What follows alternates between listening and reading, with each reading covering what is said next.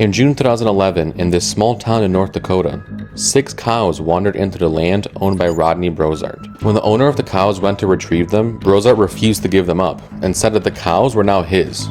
Soon the police was called, and after a 16-hour standoff against the armed Brozart and his sons, the police did something unheard of. They deployed a drone called the Predator to locate where the Brozarts were on the property. This drone, armed with cameras and weapons, was usually used by the military or border patrol. But in this case, it led to the arrest of the Brozarts, making Rodney Brozart the first person ever arrested with the help of a drone. But that was just the beginning. Since 2011, the use of drones by law enforcement has exploded. Drones are now being used to identify suspects and investigate crime scenes, in disaster responses, and missing person searches. Police departments across the country now have eyes in the sky over millions of Americans. I want to show you why some are excited for what this means for public safety, and why others worry that this is the start of a mass surveillance state.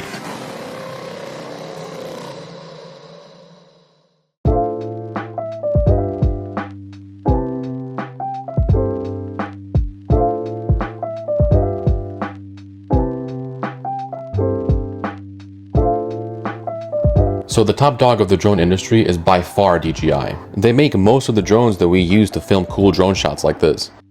Now in the beginning, these smaller drones mostly stayed in the hands of amateur filmmakers, photographers, and YouTubers. But it didn't take long before some police departments were starting to see the potential of these drones. In 2015, North Dakota became the first state to allow police forces to arm drones with pepper spray and rubber bullets. I guess they really love police drones in North Dakota, but 2018 was really the turning point. In June of that year, Axon, which is the biggest manufacturer of police technology, announced a partnership with DJI to sell drones to US police departments. Axon started off by inventing the taser, before shifting towards body cameras after a number of high-profile police shootings. But in 2018, they saw that the future of policing was not tasers or body-worn cameras. The future was in the sky. That's why a lead strategist from Axon helped create the first drone as first responder program in the country. A program where 911 operators decide when and where to send drones as the first responders to car accidents, overdoses, homicides, and they did it here in Chula Vista, California. These drones provide real-time information to our officers while they're in the field. The drones are up, they arrive usually prior to officers' arrival, and they are able through their cell phones or their mobile data computers to feed them live information about what's actually occurring. The Chula Vista police drones have flown nearly 20,000 times since 2018, collecting more than 22 million flight coordinates from their daily flights. That's a lot of numbers, so here's how that looks on the ground. Imagine you're at a bus stop and you see a couple screaming at each other in an argument. And so you call 911 before anything serious happens. Almost immediately, a 13-pound DJI drone turns on and starts its route to you. The drone is equipped with thermal imaging and a powerful zoom lens, transmitting a live feed of everything it captures to officers monitoring from a screen. On its way to the bus stop, the drone flies over a family's backyard party, over a public pool where people are changing their clothes, over people leaving schools, hospitals, churches, and mosques. The drone's cameras capture undocumented immigrants walking into immigration law firms, and women entering into Planned Parenthood facilities for abortion care. By the time the drone arrives at the bus stop, thousands of people who had nothing to do with the 911 call were recorded by the drone. Thousands of people's daily moments, some very private, recorded and viewed by the police. But that's not a hypothetical example. That's what actually happened to a man called Daniel Posada, who got into an argument with his girlfriend. The argument didn't turn violent, and nothing happened to Posada, but the feeling he was left with was clear. The Chula Vista police says that their drone's cameras are programmed to automatically tilt upward and zoom out, to reduce the chances that private property is accidentally recorded. They also insist that their drones do not conduct random surveillance and are only deployed in very specific 911 calls. But according to an analysis from this Wired investigation, most of the flight data is not available to the public, so we have no way of confirming these statements. Investigators also found that 1 in 10 of their drone flights were not connected to any 911 call, with almost 500 flights having an unknown problem listed as their reason for being used. If you want to read the full Wired investigation, I put it in the description. I got a lot of my information and visuals from the article, so I highly recommend reading the whole thing. The article's title is fitting. We're not talking about something from some sci-fi movie or some experimental idea that could be possible. Police drones are here, and a lot more of them than you think. This digital rights group has been tracking down all the police departments in the US that use drones. They made this map to show the approximately 1,500 police departments with some kind of drone program. Now, these 1,500 departments make up only 8% of all the police departments we have in the US, but the number of people they cover is a lot bigger. Many of these departments cover some of the biggest cities and counties in the whole country, like Fulton County in Georgia. That covers 1 million people in Atlanta. Or Maricopa in Arizona. That's 4 million right there. After going through all these cities and counties and adding up their population, I found that these 1,500 police departments have eyes in the sky over approximately 170 million Americans, which is a little more than half of the total US population. So there's a big chance you either live in a county with police drones or right next to one that does. There's debate on whether this much use of police drones is a good thing or not. Different police departments have given a bunch of reasons why drones are beneficial. Flying drones can respond to emergencies much faster than a police car stuck in traffic. Because of their size and thermal imaging, they can see viewpoints and get into places that humans normally can't. Drones were crucial in finding victims trapped under the debris of the recent earthquake in Turkey. A police drone with night vision also recently found a missing 3-year-old that was lost in a cornfield in Wisconsin. But there's another less obvious positive to having drones watching during a police stop. Racial disparities in policing is something we all know about in the US. There's tense debates about it every time an incident happens, but the data is clear.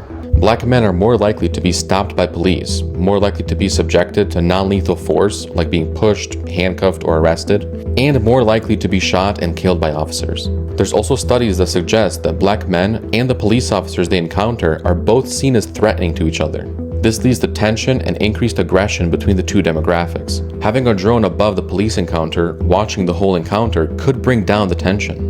I'm saying could because I did a lot of research into this and I couldn't find any research about whether having a drone watching makes police encounters less violent. A 2015 study from the University of Cambridge did find that body cameras reduce the use of force by police when the officers and the public are both aware that the body cameras are there. So something similar could be another benefit to police drones if they're used in a similar way. If we all know that the drones are always there watching everything, that could bring down unnecessary violence for the public and the officers. But there's a whole other side of the coin that has a completely different view of these drones constantly there watching. Police drones always in the sky watching the lives of millions of Americans sounds to many like a mass surveillance state. People can't help but instantly be reminded of sci-fi stories like 1984. And there's also debate on whether these drones are a violation of privacy rights. The Fourth Amendment guarantees a right against unreasonable searches by the police, because we have a reasonable expectation of privacy. The police can't just walk into your home or watch you through the window without a warrant or suspicion. That's because the inside of your home is expected to have privacy from the outside.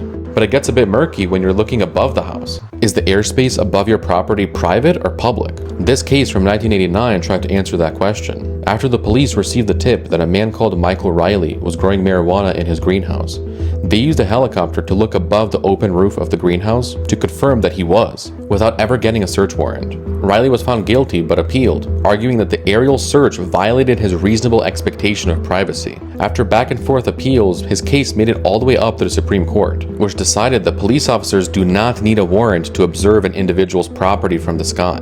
The airspace above your house is public property. Rodney Brozart made the same appeal when he was arrested. He argued that using a military drone to locate him and his sons on their own property because of some cows was outrageous, illegal, and unconstitutional. But his appeal was also rejected. So as of now, aerial searches are legal in many cases. But there's no real clear answer to this debate on what's private and what's public. The line between private and public property is blurry, even for citizens. When I'm flying my drone around my house for fun, am I violating the privacy of my neighbors? I didn't ask them if I'm allowed to film their rooftops, so where does my personal property end and theirs begin? These are the questions that the authors of the Constitution in the 1700s couldn't even conceive of. The reason why I'm making this video right now is because the House just passed a bill that would ban future purchases of all drones made by DJI. The majority of our personal drones and the drones all these police departments use are made by DJI, which is a Chinese-owned company. As tensions rise, multiple Congress members across the board are worried that the data our drones are recording is secretly being used by China to spy on us. If that's true, all the footage the drones captured in Chula Vista and all these other police departments is sitting right now on Chinese government servers.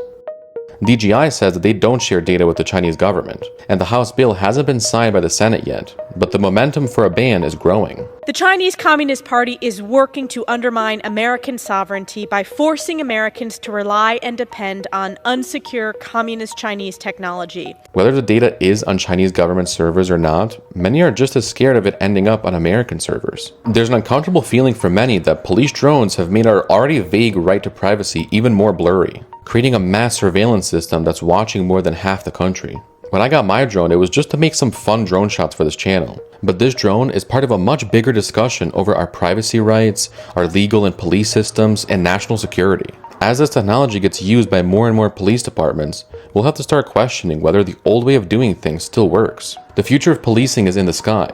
The only question is that a future we want? Thanks for watching this episode of Digital Footprint. As we all know, an election is coming up, not just for president, but for Congress too. So whether DJI drones get banned or not depends a lot on the outcome of that election. I'm going to keep an eye out on the progress of that bill. If you want to stay updated, make sure to like and subscribe. If you haven't already checked out the Wired article to read more about the police drones in Chula Vista, I highly recommend you do. I put it in the description with all my other sources. Thanks again for watching. I'm going to end this video trying to figure out how to fly this thing.